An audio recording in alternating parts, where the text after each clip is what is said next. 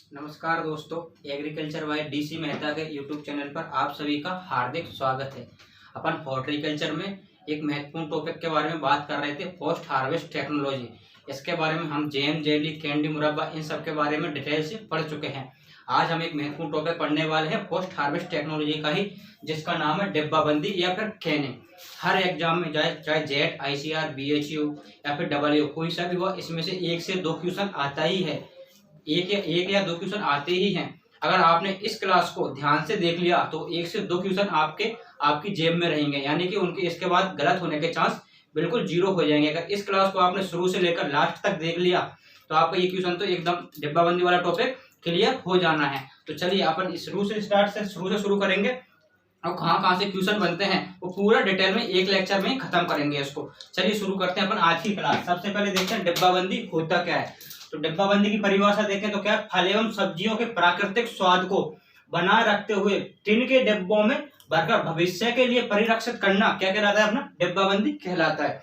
जैसे कि हमारे फल एवं सब्जियां, जैसे कि आम हो गया, आम किसमें होता है, गर्मियों में होता है, लेकिन हमारा क्या मन किया, हमको क्या है सर्दियों में खाना है, तो सर्दियों में खाने का मन किया, तो सर्दियों में तो होता नहीं है, तो उनको क्या करेंगे, हम टिन के डिब्बों में या भर करके क्या करेंगे, परिरक्षित करके रख देंगे। इसी को क्या कहते हैं, टिन के डिब्बों में भरकर परिरक्षित करने को डिब्बाबंदी कहते हैं, ताकि हम बेमौसम में जब इसका सीजन नहीं होता है उस टाइम भी क्या है, हम डिब्बा वो इसको आम को खाने के लिए खा सकें, ठीक है ना, इसका स्वाद ले सकें। चलिए अब आगे बात करते हैं इसकी परिभाषा से। अभी तक कोई क्वेश्चन ने पूछा है ना पूछेगा, ठीक है ना, परिभाषा बस समझाने के हिसाब से है। अब आगे बात करते हैं अपन कि यहाँ पे कहाँ से क्वेश्चन पूछता है। तो थोड़ा सा इसी इतिहास की बात कर लेते हैं। तो इसके इतिहास की बात करें तो डिब्बाबंदी की सबसे पहले बात करें तो खोज किसने की थी, निकोलस एपर्ट नामक वैज्ञानिक ने इसकी खोज की थी। और इसके बाद बात करें तो डिब्बाबंदी का व्यावसायिक तौर पर इस्तेमाल किसने किया था, तो इसकी बात करें तो किसने किया था, विलियम हुड नामक वैज्ञानिक ने किया था। और इसको अन्य किस नाम से जाना जाता है, तो इसको किस नाम से जाना जाता है, एपर्टाइजिंग या फिर कैनिंग से नाम से भी जाना जाता है। एपर्टाइजिंग क्यों बोलते हैं, क्योंकि इसकी खोज किसने की थी, निकोलस एपर्ट नामक वैज्ञानिक ने की थी। कब, 1804 में, जो कि फ्रांस के रहने वाले थे। तो चलिए देख लेते हैं। अपनी परिभाषा से कोई क्वेश्चन नहीं बनता है तो किससे बनता है, अपने 3 पॉइंटों से या 3 साइंटिस्टों से बनता है। यहाँ पर क्या है, डिब्बाबंदी का अन्य नाम क्या है, यहाँ पर क्या हो जाएगा, एपर्टाइजिंग हो जाएगा। इसके बाद बात करते हैं अपन क्या, डिब्बाबंदी की खोज नहीं, हाँ अन्य नाम। और इसके बाद बात करें डिब्बाबंदी की खोज, तो ये किसने की थी, अपनी निकोलस एपर्ट नामक वैज्ञानिक ने। एपर्ट कब की थी, 1804 में। इसलिए निकोलस एपर्ट ने खोज की थी, इसलिए इसको अपन क्या कहते हैं, अन्य नाम एपर्टाइजिंग बोलते हैं, या फिर एक और नाम क्या है इसका, कैनिंग भी बोलते हैं। इसको इंग्लिश में क्या बोलते हैं, कैनिंग। इसके बाद बात करें इसका डिब्बाबंदी का व्यावसायिक तौर पर इस्तेमाल किसने किया था, तो इसकी बात करें तो कौन से वैज्ञानिक थे, अपने विलियम हुड नामक वैज्ञानिक ने किया था, इनका व्यावसायिक तौर पर इस्तेमाल किया था। इसके बाद बात करते हैं कि सबसे ज्यादा डिब्बाबंदी किस फल की जाती है और सबसे ज्यादा डिब्बाबंदी किस सब्जी की जाती है। तो यहाँ पर सबसे ज्यादा अगर फलों में बात करें तो किसकी की जाती है, अपनी आम की जाती है। आम के बाद किसकी की जाती है, अपनी पाइन एप्पल की जाती है, पाइन एप्पल की। सब्जियों में बात करें तो किसकी की जाती है, अपनी सबसे ज्यादा डिब्बाबंदी मटर की जाती है। मटर के बाद और भी सब्जियां हो जाती हैं, शलजम हो गई, भिंडियां हो गई, ये सब भी इनकी भी क्या डिब्बाबंदी की जाती है। लेकिन सब्जियों में बात करें तो सबसे ज्यादा अपनी मटर की हो जाएगी, और फलों में बात करें तो सबसे ज्यादा किसकी, आम के बाद किसकी हो जाएगी, अपनी पाइनएप्पल की हो जाएगी। इसके बाद आगे की ओर बढ़ते हैं। अब डिब्बाबंदी की पूरी एक प्रक्रिया है, इसको क्या स्टेप बाय स्टेप चलती है पूरी, ये प्रक्रिया को अपन देखते हैं। इसमें क्या हर एक स्टेप एक पूरी प्रोसेस है, और ये स्टेप क्या प्रोसेस है, वो क्या एक पूरी क्रम वाइज होती है। ऐसा नहीं है कि सबसे पहले फलों का चयन कर लिया फिर अपन डायरेक्ट किस पे, डिब्बों पे भरने पर आ गए, ऐसा नहीं है, ये क्रम वाइज चलती है। इसको अपन क्या इधर उधर नहीं कर सकते। तो एक बार अपन देख लेते हैं कि फलों का डिब्बाबंदी की पूरी प्रक्रिया है वो कितने चरणों में पूरी होती है, कैसे होती है। इसके बाद इनसे क्या क्वेश्चन बनते हैं वो अपन पूरा एक एक डिटेल से पढ़ेंगे। ओनली अभी इनके नाम देखेंगे अपन, यहाँ पर इनके बारे में डिटेल से क्या है अपन आगे पढ़ेंगे, ठीक है ना, इसमें। तो चलिए देखते हैं। सबसे पहले क्या करते हैं डिब्बाबंदी के प्रोसेस में, अपन सबसे पहले क्या करते हैं, फलों का चयन करते हैं। फलों के चयन के बाद क्या करते हैं, अपन फलों की ग्रेडिंग करते हैं। फलों के ग्रेडिंग के बाद क्या करते हैं, अपन फलों की तैयारी करते हैं। फलों की तैयारी के बाद क्या करते हैं, उनका छिलका उतारते हैं, छीलते हैं, इसको क्या कहते हैं, अपन पीलिंग कहते हैं। इसके बाद क्या करते हैं अपन, इसमें ब्लांचिंग या फिर विवरण की क्रिया करते हैं। ये क्या होता है, ये सब आगे पढ़ेंगे। अगर मैं यहाँ पर इसको समझाने लग गया तो क्या आगे भी मैंने डिटेल से दे रखा है, ठीक है ना, नोट्स बनाने के हिसाब से, तो क्या अपना लेक्चर लंबा हो जाएगा। लेकिन क्या मैं जैसे इसको आगे लिखाऊंगा उसी टाइम पे साथ के साथ समझाता चलूंगा। इसके बाद ब्रांचिंग के बाद क्या हो जाएगा, इसको अपन फलों को डिब्बे में भर देंगे, यानी डिब्बा में भरना है। डिब्बे में भरने के बाद क्या हो जाएगा, इसमें कौन सी प्रोसेस कराएंगे अपन, सिर्पिंग या फिर ब्राइनिंग करेंगे। सिर्पिंग किस में करते हैं अपन, फलों में करते हैं। ब्राइनिंग किस में करते हैं अपन, सब्जियों में करते हैं। इसके बाद बात करें क्या करेंगे, वायु निष्कासन। वायु निष्कासन के बाद क्या है, सीलिंग करेंगे, या फिर सीलिंग क्या होता है, डिब्बों को बंद कर देंगे, उनको ढक्कन लगा करके। इसके बाद बात करें तो क्या करेंगे अपन, इसका संसाधन करेंगे। संसाधन के बाद क्या करेंगे अपन, कूलिंग करेंगे। कूलिंग के बाद क्या करेंगे, उनको भंडारण कर देंगे, ठीक है ना। अब ये क्रम है इसका, तो क्या ये क्रम निश्चित है। कभी कभार क्या होता है, इसके क्रम से भी क्या क्वेश्चन पूछ लेता है। वैसे बहुत रेयर चांस होते हैं, एक आधी बार पूछा भी हुआ है कि डिब्बाबंदी का एक क्रम दे देता है, इनमें से कौन सा क्रम सही है। तो ये क्रम क्या है, सिस्टमेटिक है, ये जो कि तो है, इसको है ना अपन ऊपर नीचे नहीं कर सकते। तो चलिए अपन एक एक के बारे में डिटेल से पढ़ते हैं। अब सबसे पहला क्या है, फलों का चयन। तो यहाँ पर दे रखा है फलों का चयन, यानी डिब्बाबंदी के लिए सबसे उपयुक्त फल कौन सा है। अगर फल है तो कैसे रंग का उपयुक्त फल है, या फिर कौन सी किस्म उसकी उपयुक्त है। तो अपन यहाँ पे बात कर चुके, सबसे ज्यादा फलों में किसका करते हैं अपन, डिब्बाबंदी आम की करते हैं। इसके बाद किसकी करते हैं अपन, पाइनएप्पल की करते हैं। और सब्जियों में किसकी करते हैं, मटर की करते हैं। तो यहाँ पर फलों में किसकी करते हैं अपन, फलों में आम की। और आम में भी कौन सी किस्म की, डिब्बाबंदी के लिए कौन सी किस्म सबसे अच्छी होती है, अपनी दशहरी किस्म सबसे अच्छी मानी जाती है। इसके बाद बात करें गाजर की, तो जो पीले रंग की गाजर होती है अपनी, पीले रंग वाली, वो क्या डिब्बाबंदी के लिए सबसे उपयुक्त मानी जाती है। फिर बात करें सलजम की, तो सलजम की बात करें तो कौन सी, सफेद रंग की जो सलजम होती हैं, सफेद रंग वाली सलजम, उनको डिब्बाबंदी के लिए सबसे उपयुक्त माना जाता है। अब सलजम सफेद रंग वाली ही क्यों लेते हैं, क्योंकि हमने अगर दूसरा कलर ले लिया, ठीक है ना, तो उसमें क्या होगा, डिब्बाबंदी करते टाइम वो उनमें क्या कलर दूसरा आएगा, काली आएगी, या फिर कोई दूसरा कलर लेंगे तो ऐसी लगेगी जैसे कि ये खराब हो गई है। इसलिए इसका कलर सही से दिखने के लिए हम कौन सी सलजम को चॉइस करते हैं, सफेद सलजम को करते हैं, ठीक है ना। यहाँ से क्वेश्चन पूछता है कि डिब्बाबंदी के लिए आम की सबसे उपयुक्त किस्म कौन सी है, तो कौन सी हो जाएगी, दशहरी। डिब्बाबंदी के लिए गाजर, कौन से कलर की गाजर है वो सबसे उपयुक्त मानी जाती है, तो कौन से रंग की हो जाएंगी, पीले रंग की। और सलजम की बात करें तो क्या हो जाता है, सफेद रंग की। इसके बाद दूसरा क्या है अपना, फलों की ग्रेडिंग, फल तथा फलों की तैयारी करना। फलों के चयन की बात खत्म हो गई। इसके बाद क्या है, फलों की ग्रेडिंग तथा फलों की तैयारी।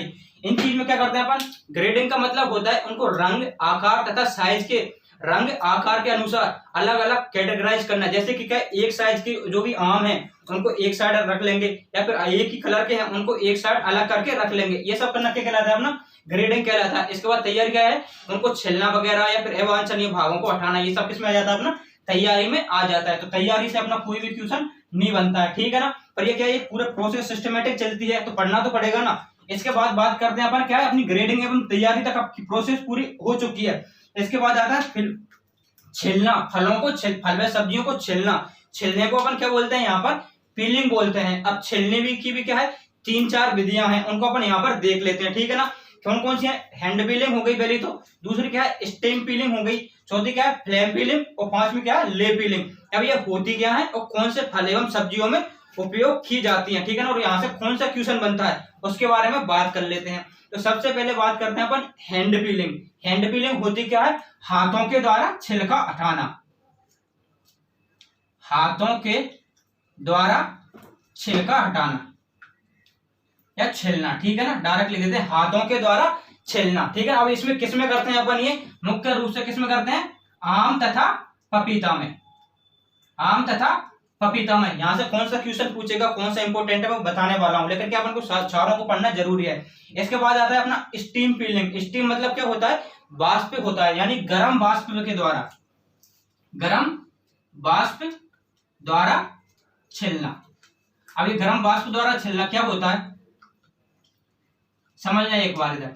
गर्म, जैसे कि अपन आलू होता है, आलू, तो आलू को क्या करते हैं अपन, जैसे कुकर होता है, कुकर में क्या उबालते हैं, तो क्या उसमें वाष्प बनती है, गर्म वाष्प, उसी के द्वारा क्या होता है, वो थोड़ा सॉफ्ट हो जाता है। सॉफ्ट होने के बाद क्या उसका छिलका अपन हटा देते हैं। तो इसमें अपन किसका उपयोग करते हैं, वाष्प का उपयोग करते हैं। तो यहाँ पर इसको मुख्य रूप से किसमें काम में लेते हैं अपन, आलू में काम में लेते हैं। इसके बाद बात करें फ्लेम पीलिंग। फ्लेम का मतलब क्या होता है, यहाँ पर आग के द्वारा, फ्लेम मतलब होता है आग की लो, आग की लो के द्वारा ऊपर के छिलके को जलाना। तो ये किस में कर सकते हैं अपन, प्याज और लहसुन देखा होगा, प्याज और लहसुन का जो खबर है आवरण होता है, छिलका होता है, वो बिल्कुल क्या है सॉफ्ट होता है। तो उसको क्या करते हैं अपन ऊपर को हल्के से आग की फ्लेम लगाते हैं, उससे क्या वो जल जाता है। तो ये किस में लेते हैं अपन, आग की लो द्वारा छिलना, आग की लो द्वारा छिलना, ये किस में लेते हैं। और मुख्य रूप से अपन किस में करते हैं, प्याज और लहसुन में, प्याज और किसमें, लहसुन में। इसके बाद आ जाती है अपनी ले पीलिंग। ले सबसे इंपॉर्टेंट है, तो कौन सी है अपनी, ले पीलिंग ही है। अगर क्वेश्चन पूछा हुआ भी है वो पूछता भी है। ले पीलिंग क्या होता है, इसमें हम 1 से 2% कास्टिक सोडा, जिसका रासायनिक सूत्र क्या है NaOH का प्रयोग करते हैं। 1 से 2% कास्टिक सोडे को पानी में डालकर और उसमें फलों को डालकर 2 से 5 मिनट के लिए उबाल लेते हैं। उसके बाद उनको क्या कर लेते हैं, धुल लेते हैं, साफ पानी से धुल लेते हैं, जिससे उनका छिलका क्या होता है अपने आप ऊपर से उतर जाता है। और ये मुख्य रूप से किसमें काम में ली जाती है, गाजर में काम में ली जाती है। तो इसकी गाजर और शलजम में भी काम में ले सकते हैं। तो इसमें क्या करते हैं, 1 से 2% NaOH, या फिर इसको क्या बोलते हैं अपन, कास्टिक सोडा बोलते हैं। और इसको किसमें काम में लेते हैं अपन, गाजर में और एक शलजम में, गाजर और शलजम में काम में लेते हैं। और अगर सबसे ज्यादा क्वेश्चन पूछता है तो यहीं से पूछता है, इससे एक तो इससे पूछता है और एक इससे फ्लेम पीलिंग से। फ्लेम पीलिंग में पूछता है किस में करते हैं, तो प्याज और लहसुन में करते हैं। और ले पीलिंग में पूछता है तो क्या पूछता है, क्वेश्चन क्या बनता है कि ले पीलिंग में किस रसायन का प्रयोग किया जाता है, तो NaOH या कास्टिक सोडे का। दूसरा क्वेश्चन पूछता है कि कितनी सांद्रता का उपयोग किया जाता है, तो 1 से 2% का प्रयोग किया जाता है। ये अपनी क्या बात हो गई, कहां तक हो गई, फलों का चयन कर लिया, ग्रेडिंग तथा उनकी तैयारी कर ली। इसके बाद क्या कर लिया हमने, उनको छिल भी लिया। इसके बाद क्या करेंगे अपन उनको, इसके बाद क्या करेंगे, ब्लांचिंग या बीवरण। अब ब्लांचिंग या बीवरण क्या होता है एक बार समझने की कोशिश करना। हम फलों एवं सब्जियों को घर पे काटते हैं, प्याज जैसे कि क्या हो गया अपना आलू या फिर बैंगन को काटते हैं, काटने के बाद उनमें क्या भूरापन आ जाता है, उनकी सतह पर भूरापन या काले काले पड़ जाते हैं। वो क्यों पड़ते हैं, उनको क्या भूरापन पड़ता है, क्यों पड़ता है, एक एंजाइम होता है PPO, पॉलीफिनोल ऑक्सीडेज, उसके कारण क्या आता है, फिर अपना भूरापन आता है। उस भूरेपन को हटाना क्या कहलाता है, अपना ब्लांचिंग कहलाता है। उस भूरेपन को कैसे हटाते हैं हम, या फिर उस एंजाइम को निष्क्रिय कर दो, एंजाइम को निष्क्रिय कर देंगे तो भी क्या है भूरापन नहीं आएगा। तो उसको कैसे करते हैं अपन, 2 से 5 मिनट के लिए गर्म जल में क्या है अपन फल एवं सब्जियों को उबालते हैं, जिससे क्या होता है अपन जब तक कि अपनी डिब्बाबंदी की प्रक्रिया पूरी होती है तब तक क्या फल एवं सब्जी क्या नहीं पड़ते, खाली नहीं पड़ते हैं। इसी को अपन क्या कहते हैं, ब्लांचिंग कहते हैं। तो इसकी परिभाषा क्या हो जाएगी अपनी, यहाँ पर फल एवं सब्जियों को काटने के बाद डिब्बाबंदी करने से पूर्व 2 से 5 मिनट के लिए गर्म जल में उबालना ब्लांचिंग कहलाता है। ब्लांचिंग क्यों करते हैं, अपने भूरेपन को रोकने के लिए या फिर PPO एंजाइम को निष्क्रिय करने के लिए। PPO एंजाइम क्या करता है, अपना जो भी फल एवं सब्जी होते हैं उन पर भूरेपन जो भी होता है उसका कारण क्या है, PPO एंजाइम ही है। तो यहाँ पर देख लेते हैं कौन कौन से क्वेश्चन बनते हैं। सबसे पहले बात करें ब्लांचिंग, तो ब्लांचिंग का तापमान कितना रखते हैं अपन, यहाँ पर देखिए ब्लांचिंग के लिए तापमान कितना रखते हैं, 80 से 90 डिग्री सेल्सियस। 80 से 90 डिग्री सेल्सियस के पानी में उबालते हैं। इसके बाद दूसरा है ब्लांचिंग के लिए उपयुक्त समय, तो कितने समय के लिए उबालते हैं अपन, 2 से 3 मिनट के लिए, 2 से 5 मिनट के लिए, 2 से 5 मिनट के लिए। इसके बाद बात करते हैं इसका उद्देश्य क्या होता है, तो भूरेपन को रोकना या फिर अपन क्या बोल सकते हैं, PPO एंजाइम को निष्क्रिय करना। तो इसका उद्देश्य क्या होगा, भूरेपन को रोकना, भूरेपन को रोकना या फिर PPO एंजाइम को निष्क्रिय करना, निष्क्रिय करना। अब एक बार दोबारा समझना क्या होता है, अपन फल एवं सब्जियों को काटते हैं, काटने के बाद क्या होता है उनमें भूरापन आता है। क्यों आता है, PPO एंजाइम के कारण आता है। तो PPO एंजाइम को भूरापन नहीं आए इसलिए फल एवं सब्जियों को काटने के बाद 2 से 5 मिनट के लिए गर्म पानी में उबालना ही क्या कहलाता है, अपना ब्लांचिंग या फिर बीवरण कहलाता है। इसको कितने डिग्री सेंटीग्रेड गर्म पानी में उबालते हैं, 80 से 90। इसके बाद बात करें इसका समय क्या होता है, 2 से 5 मिनट। इसका उद्देश्य क्या होता है, भूरेपन को रोकना या फिर PPO एंजाइम को निष्क्रिय करना। और पूछ ले कि फल एवं सब्जियों में भूरापन किसके कारण आता है, तो किसके कारण आता है, अपना PPO एंजाइम के कारण। ये क्वेश्चन कई बार पूछा हुआ है। और इसके ये क्या है यहाँ पर समय से रिलेटेड जो भी क्वेश्चन आता है ये भी कई बार पूछा हुआ है। चलिए अपन एक बार क्या देख लेते हैं, अपन ने कहां तक कर ली है प्रोसेस अपनी, ब्लांचिंग तक पूरी कर ली। अब क्या करेंगे, इनको अपन प्रोडक्ट को ब्लांचिंग करने के बाद क्या करेंगे, काट करके छोटे छोटे पीसों में फिर क्या करेंगे, डिब्बों में भरेंगे। तो एक बार क्या मैं इसको दोबारा समझा देता हूँ। सबसे पहले क्या किया, फलों का चयन, फलों में कौन सा, आम की सबसे उपयुक्त फल कौन सा होता है? आम। आम की कौन सी किस्म?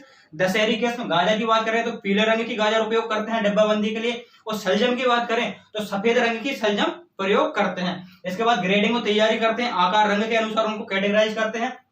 फिर बात करें फलों को छिलना, छिलने को इंग्लिश में क्या बोलते हैं अपन? पीलिंग कहते हैं। पीलिंग की क्या 3-4 विधियां हैं, यहाँ पर देखते हैं। हैंड पीलिंग, हैंड पीलिंग मतलब क्या होता है? हाथों के द्वारा फलों को छिलना। इसमें किसमें करते हैं? आम और पपीता में करते हैं। इसके बाद बात करते हैं अपन स्टेम पीलिंग। स्टेम मतलब होता है गर्म वाष्प के द्वारा छिलना, ये किसमें करते हैं अपन? आलू में करते हैं। इसके बाद बात करें अपन फ्लेम पीलिंग। फ्लेम पीलिंग किसमें करते हैं अपन? प्याज और लहसुन में करते हैं अपन। क्या यहाँ से भी क्वेश्चन पूछता है कई बार कि फ्लेम पीलिंग किसमें करते हैं अपन? प्याज और लहसुन में करते हैं। फ्लेम मतलब क्या होता है? आग की लो द्वारा छिलना, आग की लो के द्वारा उसके ऊपर के छिलके को जला देते हैं। इसके बाद सबसे इंपोर्टेंट अगर क्वेश्चन पूछता है तो कहां से पूछता है? ले पीलिंग से। ले पीलिंग में क्या करते हैं अपन? 1 से 2% कास्टिक सोडे का उपयोग करते हैं।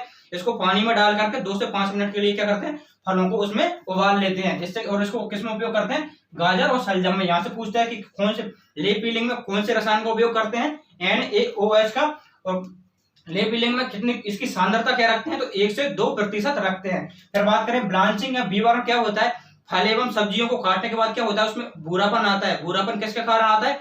PPO या फिर पॉलीफिनोल ऑक्सीडेज एंजाइम के कारण आता है। इस भूरेपन को रोकने के लिए फल एवं सब्जियों को काटने के बाद 2 से 5 मिनट के लिए 80 से 90 डिग्री सेंटीग्रेड गर्म जल में उबालना, यही क्या कहलाता है? अपना ब्लांचिंग या बीवरण कहलाता है। इसका उद्देश्य क्या होता है? भूरेपन को रोकना। चलिए अपन अब आगे की बात करते हैं।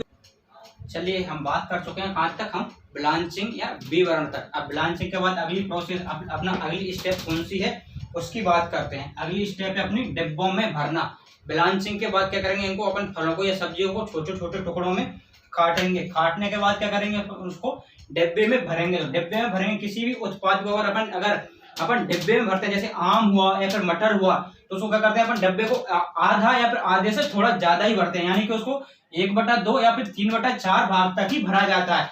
इसके बाद बात करें अपन फलों के लिए एवं सब्जियों के लिए डिब्बे में भरते हैं, तो उस टाइम पे कौन से डिब्बों का उपयोग किया जाता है? तो इधर देखना, सबसे पहले तो देख रहे हैं कौन से डिब्बों का उपयोग किया जाता है। तो फलों के लिए फल कैसे होते हैं? अपने अम्लीय होते हैं। तो कौन से डिब्बों का करेंगे? अम्लीय प्रतिरोधी डिब्बों का। तो यहाँ पर कौन से होंगे? अम्लीय प्रतिरोधी, प्रतिरोधी या फिर इनको क्या कहते हैं अपन? हम लोग को कहते हैं एसिड रेजिस्टेंस या फिर ए रेजिस्टेंस।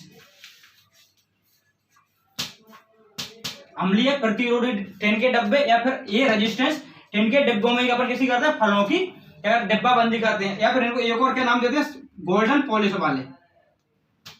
गोल्डन पॉलिश वाले।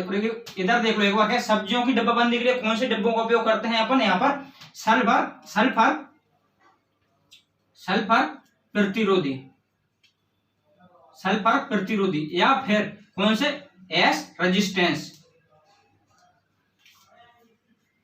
पूछता है क्वेश्चन यहाँ, ठीक है ना। या फिर बात करें तो कौन सा? सिल्वर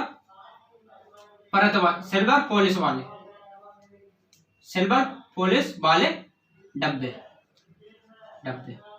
देखना क्या डिब्बों में भरते हैं तो सबसे पहले तो क्वेश्चन कौन सा बनता है? कितना भरते हैं? 1/2 या 3/4 भाग तक ही भरते हैं। इसके बाद बात करें फलों के लिए कौन से डिब्बे करते हैं अपन उपयोग? अम्लीय प्रतिरोधी या ए रेजिस्टेंस या फिर गोल्डन पॉलिश वाले।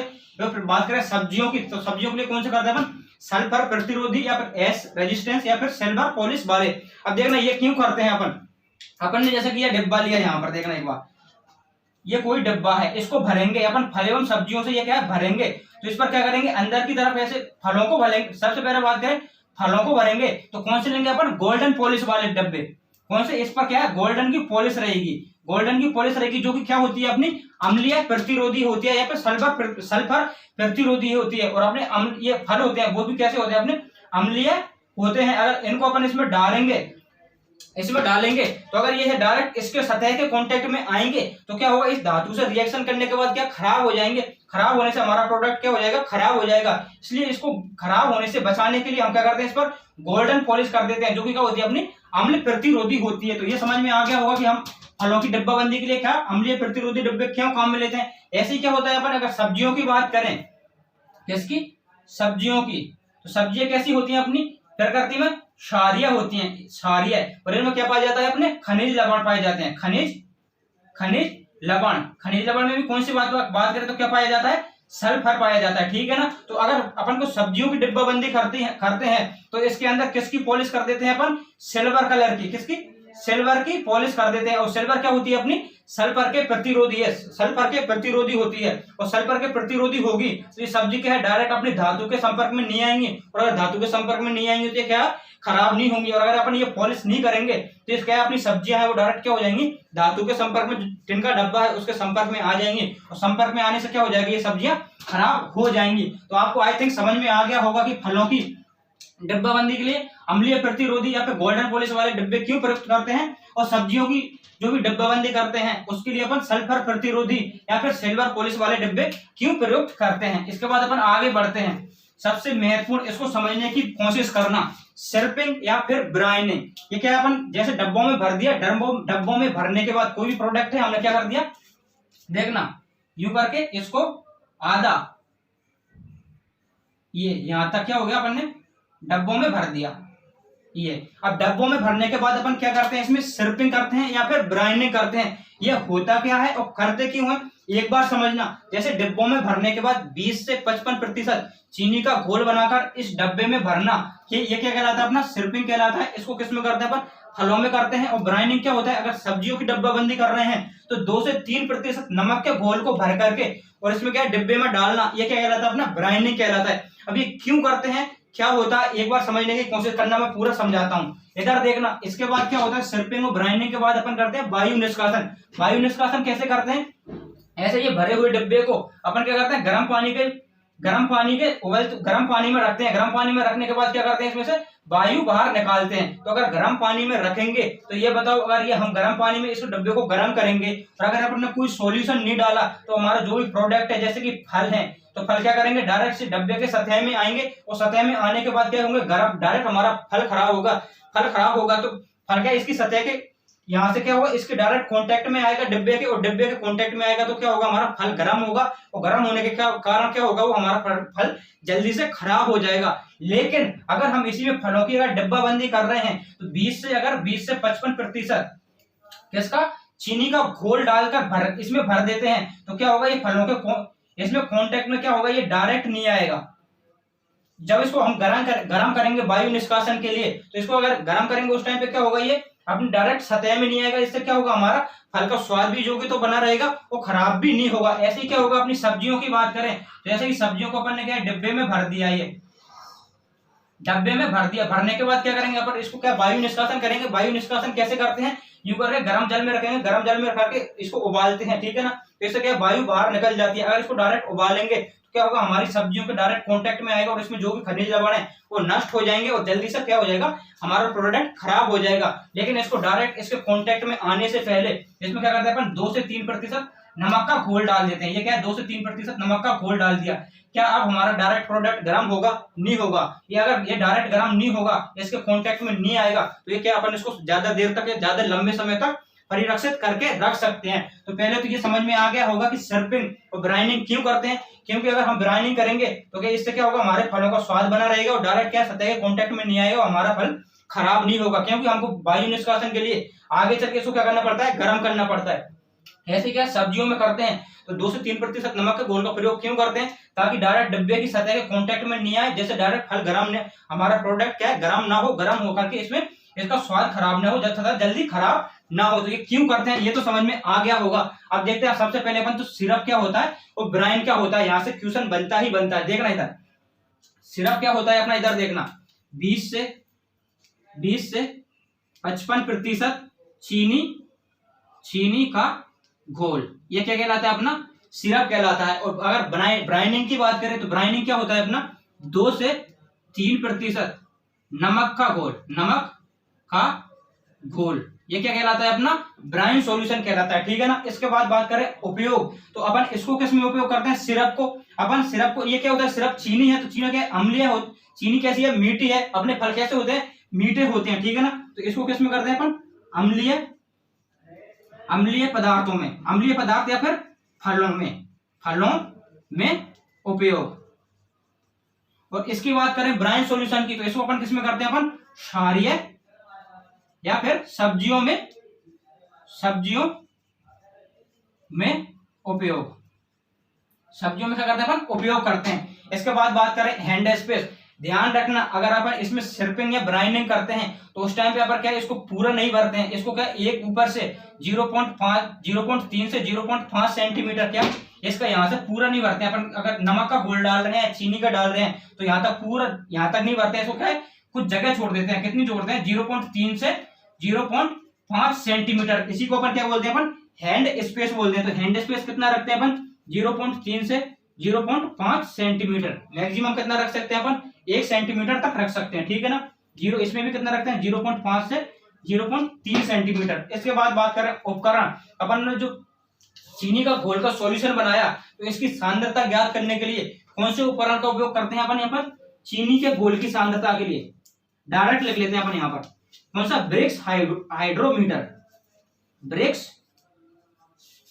हाइड्रोमीटर या फिर हैंड रिफ्रैक्टोमीटर का भी उपयोग कर सकते हैं। और अगर बात करें नमक के घोल की सांद्रता, तो किसके द्वारा करते हैं अपन? सोलोमीटर के द्वारा। सोलोमीटर के द्वारा क्या करते हैं अपन? नमक के घोल की सांद्रता को ज्ञात करते हैं। तो आज तक ये सिर्पिंग और ब्राइनिंग समझ में आ गया होगा। क्या होगा? फलों को डिब्बाबंदी के बाद 20 से 55% चीनी के घोल को भरना क्या कहलाता है? अपना सिर्पिंग कहलाता है। और 2 से 3% नमक के घोल का अगर सब्जियों में उपयोग करते हैं तो उसको क्या कहते हैं अपन? ब्राइनिंग कहते हैं। ये किसमें उपयोग करते हैं अपन? अम्लीय पदार्थों में या फिर फलों में उपयोग करते हैं। और ब्राइनिंग किसमें करते हैं? ब्राइन सॉल्यूशन का उपयोग किसमें करते हैं अपन? सब्जियों में करते हैं या फिर क्षारीय पदार्थ होते हैं उनमें करते हैं। इसके बाद बात करें हैंड स्पेस, तो कितना रखते हैं? हैंड स्पेस होता क्या है? जब इनकी सिर्पिंग या ब्राइनिंग करते हैं तो डब्बे को पूरा नहीं भरते हैं, इसके ऊपर क्या कुछ खाली भाग छोड़ देते हैं, उसको अपन क्या कहते हैं? हैंड स्पेस कहते हैं। ये कितना रखते हैं? 0.3 से 0.5 सेंटीमीटर। और इसमें भी कितना रखते हैं अपन? 0.3 से 0.5 सेंटीमीटर, ठीक है ना। इसके बाद बात करें उपकरण, तो चीनी के घोल की जो सांद्रता ज्ञात करते हैं वो किससे करते हैं अपन? ब्रिक्स हाइग्रोमीटर से करते हैं। और अगर नमक के घोल की बात करें ये किससे करते हैं अपन? सोलोमीटर से करते हैं। आई थिंक आपको ये समझ में आ गया होगा। अब आगे बढ़ते हैं, ठीक है ना। अपन ने क्या कर लिया? सिर्पिंग और ब्राइनिंग कर लिया। इसके बाद क्या करेंगे? वायु निष्कासन या एग्जॉस्टिंग, ठीक है ना। ये किसकी? सबसे पहले तो क्या है अपना ये डिब्बाबंदी का मुख्य सिद्धांत है, ठीक है ना। डिब्बाबंदी का मुख्य सिद्धांत कौन सा है? वायु निष्कासन। कई बार पूछा हुआ क्वेश्चन है कि डिब्बाबंदी का मुख्य सिद्धांत कौन सा है, तो क्या हो जाएगा? वायु निष्कासन। वैसे तो मुख्य रूप से क्या है? प्रोसेसिंग है, लेकिन अपने क्या है अपन वायु निष्कासन नहीं करते हैं। किताबों में क्या दे रखा है? वायु निष्कासन दे रखा है, ठीक है ना। इसके बाद बात करें वायु निष्कासन के लिए उपयुक्त तापमान क्या होता है, तो तापमान की बात करें तो यहाँ पर कितना हो जाएगा? 84 डिग्री सेल्सियस हो जाएगा, ठीक है ना। अब बात करें तो ये करते क्यों, कैसे करते हैं? जैसे कि अपन ने ये क्या कर दिया? गर्म जल का पात्र है और इसमें क्या है अपना? ये डब्बा है,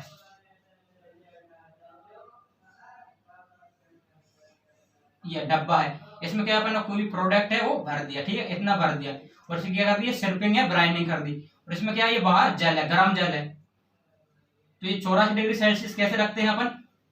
इसका ढक्कन नहीं लगाते हैं, ठीक है ना। अब इसको क्या करें अपन? गर्म जल, बाहर जल का तापमान कितना होना चाहिए अपना?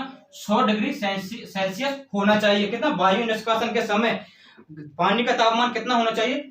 100 डिग्री सेल्सियस होना चाहिए। ऑब्वियसली बात, अपना पानी है वो कितने डिग्री सेल्सियस पर गर्म होता है या फिर उबलता है? 100 पर। तो 100 पर तो रखेंगे ही सही। इसके बाद बात करें अंदर का तापमान, डिब्बे के अंदर का तापमान कितना होना चाहिए वायु निष्कासन के समय? तो ये कितना होना चाहिए अपना? 84 डिग्री सेल्सियस होना चाहिए। इसलिए यहाँ पर क्या उपयुक्त तापमान पूछा हुआ है, ठीक है ना। तो ये क्या, इसको अगर 100 डिग्री सेल्सियस के तापमान के गर्म जल में अगर उबालेंगे या फिर गर्म जल में रखेंगे तो क्या हो? इससे बाहर जो भी वायु है वो क्या हो जाएगी? बाहर निकल जाएगी। यह क्या हो गया अपना? वायु निष्कासन हो गया। वायु निष्कासन के बाद बात करें अपन क्या होगा? डिब्बे को बंद करना। अभी तक तो क्या इसका जो ऊपर वाला भाग है ढक्कन नहीं लगाया है इसको, ठीक है ना। अब क्या करेंगे अपन? इसको डिब्बे को बंद कर देंगे। सबसे पहले बात करें डिब्बे के सीलिंग के लिए। डिब्बे को बंद करने को क्या कहते हैं अपन? सीलिंग बोलते हैं। डिब्बे को बंद करने को क्या बोलते हैं अपन? सीलिंग बोलते हैं। तो सीलिंग के समय तापमान कितना रखते हैं? तो सबसे महत्वपूर्ण, सबसे इंपॉर्टेंट तापमान है अगर इसमें से डिब्बाबंदी में से तो यही है। यहाँ पर देखना, सीलिंग के टाइम तापमान कितने से कम नहीं होना चाहिए? 74 डिग्री सेल्सियस से कम नहीं होना चाहिए। क्या होता है? जैसे अगर 74 डिग्री सेल्सियस से तापमान कम होगा तो इसमें क्या होगा? दोबारा से वायु प्रवेश कर जाएगी, जिससे हमारा क्या होगा? प्रोडक्ट खराब हो जाएगा। क्योंकि वायु के साथ जो भी माइक्रोब्स होते हैं वो प्रोडक्ट में अंदर क्या है? इंटर कर जाएंगे। इससे क्या होगा, हमारा प्रोडक्ट खराब हो जाएगा। इसलिए डिब्बे को बंद करते समय तापमान कितने से कम नहीं होना चाहिए, 74 डिग्री सेल्सियस से कम नहीं होना चाहिए। लेकिन हमारी 12th की बुक में क्या दे रखा है, यहाँ पर ये 70 डिग्री सेल्सियस दे रखा है। तो आपको सबसे पहले तो प्राथमिकता किसको देनी है, अगर 70 भी आए और 74 भी आए तो सबसे पहले 74 को ही प्राथमिकता देनी है, ठीक है ना। इसके बाद बात करें सीलिंग के लिए उपयुक्त मशीन कौन सी होती है, तो सीलिंग किसके द्वारा, हाथों के द्वारा। तो अपन क्या इतना अगर लार्ज लेवल पर करते हैं, लार्ज स्केल पर, तो हाथों के द्वारा तो अपन पैकिंग कर सकते हैं नहीं, तो किसके लिए किससे करेंगे अपन, एक मशीन आती है उसका क्या नाम है, डबल सिमर मशीन, डबल सिमर मशीन। इसके बाद बात करते हैं अपन प्रोसेसिंग या फिर संसाधन। ये क्या हो गया, अपने डिब्बे को बंद कर दिया, ठीक है ना। अब डिब्बे को बंद करने के बाद क्या करते हैं अपन, प्रोसेसिंग करते हैं या फिर इसको क्या करते हैं, संसाधन करते हैं। और इसका अन्य नाम की बात करें तो ये क्या होता है अपना निर्जलीकरण, निर्जमीकरण या फिर स्टेरिलाइजेशन भी बोल सकते हैं। अब ये होता क्या है, डिब्बों को बंद करने के बाद, ठीक है ना, फल एवं सब्जियों को डिब्बों को बंद करने के बाद लंबे समय तक परिरक्षित करने के लिए कुछ समय तक गर्म जल में रखना, यही क्या कहलाता है, अपना प्रोसेसिंग कहलाता है। इसका सबसे महत्वपूर्ण उद्देश्य क्या है, ये सब को जैसे गर्म जल में रखेंगे तो डिब्बे के अंदर जो भी सूक्ष्म जीव है या जो भी माइक्रोब्स हैं, जो कि हमारे फल एवं सब्जियों को खराब करते हैं, वो क्या हो जाएंगे, नष्ट हो जाएंगे। इससे क्या होगा, हमारा जो भी फल है, जो भी हमने डिब्बा बंदी की है जिस प्रोडक्ट की, वो क्या लंबे समय तक चलेगा। इसलिए क्या करते हैं अपन, प्रोसेसिंग करते हैं। इसका अन्य नाम की बात करें तो वो क्या हो जाएगा, अपने स्टेरिलाइजेशन या फिर निर्जमीकरण हो जाएगा, ठीक है ना। तो इसका उद्देश्य तो क्या होता है, सबसे पहले तो क्या है, फल एवं सब्जियों को लंबे समय तक परिरक्षित करना। परिरक्षित का मतलब क्या होता है, लंबे समय तक सुरक्षित रखना, ठीक है ना। इसके बाद बात करें इसका अन्य नाम, तो इसका क्या हो जाएगा, निर्जमीकरण, ठीक है ना। या फिर इसको क्या बोलते हैं अपन, स्टेरिलाइजेशन, ठीक है। इसके बाद बात करें सबसे मुख्य तापमान, अगर इसके बाद डिब्बे को सीलिंग करने की सीलिंग तापमान के बाद कोई तापमान इंपोर्टेंट है तो ये कौन सा है, अपना प्रोसेसिंग तापमान है। अगर हमें फलों के रसों का क्या है, संसाधन करना है या फिर स्टेरिलाइजेशन करना है तो ये कितने डिग्री सेंटीग्रेड तापमान पर करते हैं अपन, 100 डिग्री सेल्सियस तापमान पर करते हैं। और अगर बात करें अपन संसाधन सब्जियों की बात करें तो ये कितने पर करते हैं अपन, 115 से 121 डिग्री सेल्सियस तापमान पर करते हैं। ये क्यों करते हैं, इसमें ज्यादा तापमान क्यों होता है और इसमें तापमान कम क्यों होता है, इसका भी रीजन बता देता हूं, क्योंकि सबके क्या होते हैं, अपने रीजन होते हैं, ठीक है ना, कारण होते हैं। क्योंकि जो भी अम्लीय प्रकृति के पदार्थ होते हैं उनको क्या करते हैं अपन, परिरक्षित करना थोड़ा आसान होता है। और जो क्षारीय प्रकृति के होते हैं, जैसे सब्जियां हो गई, उनको परिरक्षित करना थोड़ा क्या कठिन होता है, उनके लिए थोड़ा एक्स्ट्रा एफर्ट लगाने पड़ते हैं। इसलिए इसमें क्या करते हैं अपन, तापमान थोड़ा अधिक रखते हैं। इसके बाद बात कर रहे हैं ठंडा करना या कूलिंग करना, या क्या हो गया अपना संसाधन हो गया। संसाधन के बाद क्या होता है, ठंडा करना या फिर कूलिंग करना। तो कूलिंग क्या होता है, इसको जैसे भंडारण से पूर्व इसका तापमान कितना होता है, 84 डिग्री सेल्सियस था, या फिर इसको डब्बे में भरा था तो कितना था, 74 डिग्री सेल्सियस था। अगर इसी तापमान पर भंडारण कर दिया तो हमारा प्रोडक्ट क्या होगा, जल्दी से खराब हो जाएगा। इसलिए इसको कितने तापमान तक अपन ठंडा करते हैं, अपन यहाँ पर बात करें तो 39 डिग्री सेल्सियस तापमान तक। तो कूलिंग तापमान कितना होता है, 39 डिग्री सेल्सियस होता है। यह भी कई बार पूछा हुआ क्वेश्चन है। इसके बाद बात करें भंडारण, तो इसको भंडारण कहां पर करते हैं अपन, डिब्बों को वायु रहित नहीं, हवादार तथा शुष्क स्थानों पर, जहां पर क्या है, नमी की कमी हो, शुष्क स्थानों पर इसको क्या कर देते हैं अपन, भंडारण करके रख देते हैं। ये क्या हो गई, अपनी पूरी डिब्बाबंदी की प्रोसेस हो गई। तो एक बार अपन दोबारा से इसको समझ लेते हैं क्या होता है। यहाँ पर अपन इससे पहले क्या ब्लांचिंग तक पढ़ लिया था, क्या होता है सब शुरू से देखते हैं। देखो डिब्बाबंदी क्या होता है, फल एवं सब्जियों को प्राकृतिक स्वाद को बनाए रखते हुए भविष्य के लिए परिरक्षित करना क्या कहलाता है, अपना डिब्बाबंदी कहलाता है। डिब्बाबंदी की खोज किसने की, निकोलस एपार्क ने। इसके बाद बात करें इसका व्यावसायिक तौर पर इस्तेमाल किसने किया, विलियम हुड ने। इसके बाद बात करें इसकी क्या होती है, डिब्बाबंदी का अन्य नाम तो क्या होता है, ये क्या होता है, एपरटाइजिंग होता है। इसके बाद बात करें डिब्बाबंदी के लिए सबसे उपयुक्त फल कौन सा होता है, आम होता है। और सब्जी की बात करें तो कौन सा होता है, मटर होता है। इसके बाद क्या होता है, इसकी एक प्रोसेस होती है। प्रोसेस में सबसे पहले क्या करते हैं अपन, फलों का चयन करते हैं। तो फलों में चयन की बात करें तो आम में कौन सी करते हैं, दशहरी किस्म करते हैं। अगर बात करें गाजर की तो कौन सी करते हैं, पीले रंग की करते हैं। इसके बाद बात करें सलजम की, तो सलजम में क्या करते हैं अपन, सफेद रंग की सलजम को उपयोग करते हैं। इसके बाद बात करते हैं तो क्या होता है, जैसे फलों का चयन हो गया, चयन की बात करते हैं ग्रेडिंग तथा उनकी तैयारी करना। ग्रेडिंग में क्या करते हैं अपन, फलों को ग्रेडिंग में रंग तथा आकार के अनुसार क्या करते हैं, कैटेगराइज करते हैं। इसके बाद इनसे यहाँ से कोई क्वेश्चन बनता नहीं है। ग्रेडिंग और तैयारी के बाद क्या होता है, अपन उसको छिलते हैं, छिलने को क्या बोलते हैं, पिलिंग के बोलते हैं। तो पिलिंग की भी क्या होती है, कुछ 3-4 विधियां होती हैं। सबसे पहले कौन सी होती है, हैंड पिलिंग।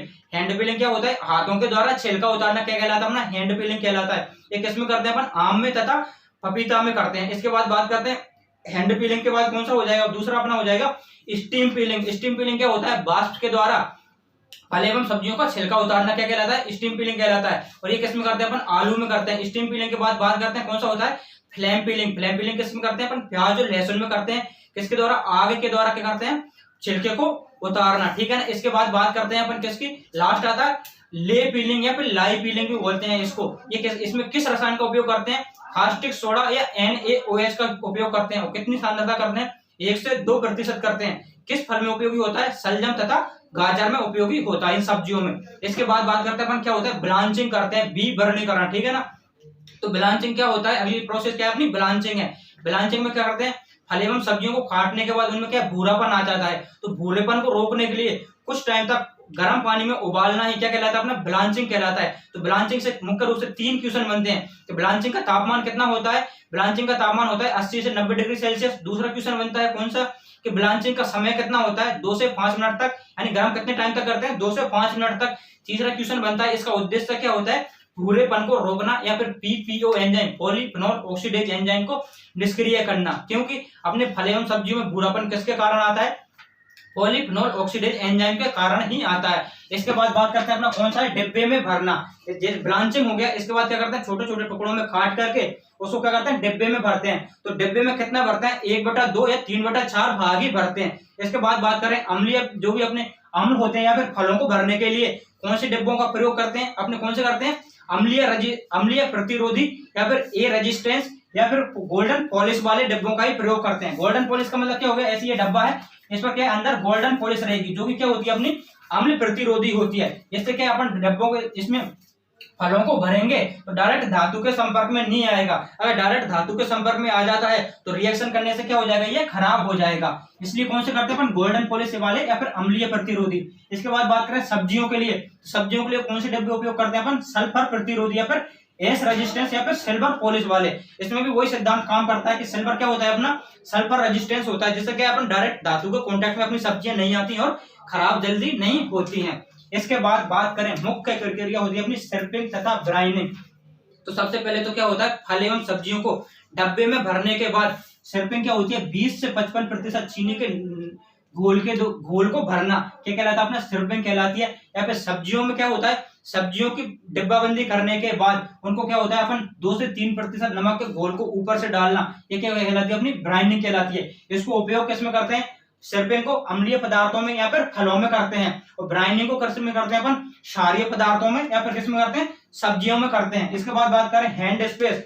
हैंड स्पेस कितना होता है, इसमें 0.3 से 0.5 और इसमें भी कितना होता है, 0.3 से 0.5 होता है।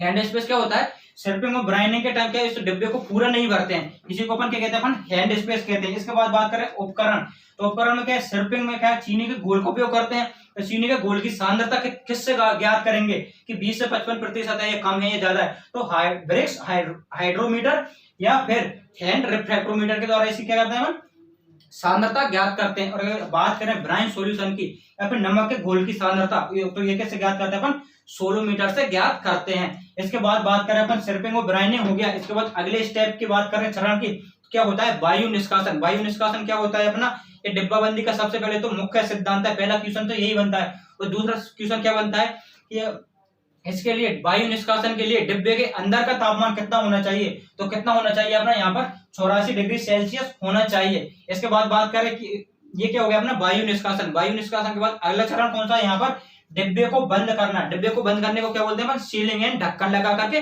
सील पैक करना, ठीक है ना। तो सीलिंग के समय सबसे इंपोर्टेंट तापमान कौन सा है अपना, यहाँ पर सीलिंग तापमान है। सीलिंग तापमान क्या है, कितना होता है, डिब्बे को बंद करते समय तापमान कितने डिग्री सेल्सियस से नीचे नहीं होना चाहिए, 74 डिग्री सेल्सियस से नीचे नहीं होना चाहिए, ठीक है ना। एनसीईआरटी में क्या दे रखा है, 70 दे रखा है, लेकिन एग्जैक्ट क्या है, 74 ही है, ठीक है ना। दोनों दे रखे हैं तो 74 को पहले टिक करना है। ये 74 डिग्री सेल्सियस से कम क्यों नहीं होना चाहिए? अगर ये इससे नीचे गया तो दोबारा से वायु इंटर कर जाएगी, और वायु इंटर कर जाएगी तो इसके साथ क्या होगा, जो भी सूक्ष्म जीव हैं, माइक्रोब्स हैं, वो भी डिब्बे में एंटर कर जाएंगे और हमारे प्रोडक्ट को क्या कर देंगे, खराब कर देंगे। और इसकी बात करें तो सीलिंग किससे करते हैं, तो सीलिंग के लिए एक मशीन आती है, उसका क्या नाम है, डबल सिमर मशीन है, इसका उपयोग करते हैं। इसके बाद बात करें संसाधन, तो संसाधन होता क्या है, फल एवं सब्जियों को डिब्बों में भरने के बाद परिरक्षण की दृष्टि से, लंबे समय तक परिरक्षण की दृष्टि से कुछ समय के लिए क्या करते हैं, गर्म पानी में गर्म करते हैं। इसी को क्या कहते हैं अपन, संसाधन कहते हैं। इसका दूसरा नाम क्या है, निर्जमीकरण या फिर स्टेरिलाइजेशन भी है। इसको क्यों करते हैं गर्म पानी में गर्म, ताकि उसके अंदर जो भी सूक्ष्म जीव हो वो सब क्या हो, नष्ट हो जाए या फिर मर जाए, इसलिए क्या करते हैं अपन, इसको संसाधन करते हैं। और इसके बाद बात करें इसके लिए उपयुक्त तापमान क्या होता है, संसाधन के लिए मोस्ट इंपोर्टेंट तापमान है यहाँ पर, ठीक है ना। इसमें सबसे ज्यादा क्वेश्चन यही बनता है डिब्बाबंदी में कि किसमें कितना तापमान उपयोग करते हैं, ठीक है ना। तो संसाधन में तापमान की बात करें तो फलों में कितना करते हैं अपन, 100 डिग्री सेल्सियस तापमान का उपयोग करते हैं अगर इनका संसाधन करना है तो। और सब्जियों की बात करें तो इसके लिए कितना करते हैं, 115 से 121 डिग्री सेल्सियस तापमान का उपयोग करते हैं, क्योंकि जो भी क्षारीय प्रकृति के, क्षारीय नेचर के प्रोडक्ट होते हैं, सब्जियां होती हैं, उनको संसाधन करने के लिए या फिर स्टेरिलाइजेशन करने के लिए थोड़ा एक्स्ट्रा एफर्ट की जरूरत पड़ती है, ठीक है ना। इसके बाद बात करें अपना संसाधन हो गया, संसाधन के बाद क्या करेंगे, उनको ठंडा करेंगे। एक निश्चित तापमान तक क्या करते हैं अपन, ठंडा करते हैं, इसको क्या कहते हैं अपन, कूलिंग कहते हैं। तो कितने डिग्री सेल्सियस तापमान तक ठंडा करते हैं इसको अपन, 39 डिग्री सेल्सियस तापमान तक ठंडा करते हैं। कई बार पूछा हुआ है। ठंडा करने के बाद क्या कर देते हैं, उनका अपन भंडारण कर देते हैं। भंडारण कैसा होना चाहिए, हवादार स्थान होने चाहिए तथा शुष्क होने चाहिए, वहां पर नमी की मात्रा नहीं होनी चाहिए। नमी की दशा में क्या होता है, ये खराब हो जाते हैं। इसके बाद क्या है, एक दो महत्वपूर्ण बिंदु हैं उसको और देख लो। जैसे कि अपन क्या करते हैं, मटर की वो डिब्बाबंदी करते हैं, तो इससे पहले इसे क्या है, परिपक्वता की जांच करनी पड़ती है। मटर की परिपक्वता की जांच, तो ये किससे करते हैं अपन, सबसे पहले किस उपकरण के द्वारा करते हैं, तो इसके लिए कौन सा उपकरण लेते हैं, टेंडरोमीटर नामक उपकरण से क्या करते हैं अपन, मटर की परिपक्वता की जांच करते हैं। क्या, डिब्बाबंदी से पहले। अगर डिब्बाबंदी के लिए हमको इसकी रीडिंग कितनी आनी चाहिए, 120 आनी चाहिए। अगर टेंडोमीटर की रीडिंग 120 है तो मटर क्या है, डिब्बाबंदी के लिए उपयुक्त मानी जाती है। अगर इससे कम है तो ये क्या है, अपनी डिब्बाबंदी के लिए उपयुक्त नहीं मानी जाती है। ये क्या हो गया, अपना पूरा डिब्बाबंदी हो गया। ये क्या अपना पीएचडी का ये महत्वपूर्ण टॉपिक है। यहाँ से कहीं ना कहीं एक ना एक क्वेश्चन आता है। मैंने जो भी है, जहां से भी क्वेश्चन बनने की कोशिश होती है, वो सारा यहाँ पर कंप्लीट करा दिया है। अगर पूरा क्वेश्चन बनता है तो अपनी इसी क्लास से बनेगा, इससे ज्यादा कहीं भी नहीं आएगा। क्योंकि इसके बाद बहुत सारे और भी लेवल से पढ़ा सकता हूँ कि इसकी उत्पत्ति कहाँ से हुई, कहाँ पर किसने हुई, कैसे हुई, ये सब कोई काम की नहीं है, ठीक है ना।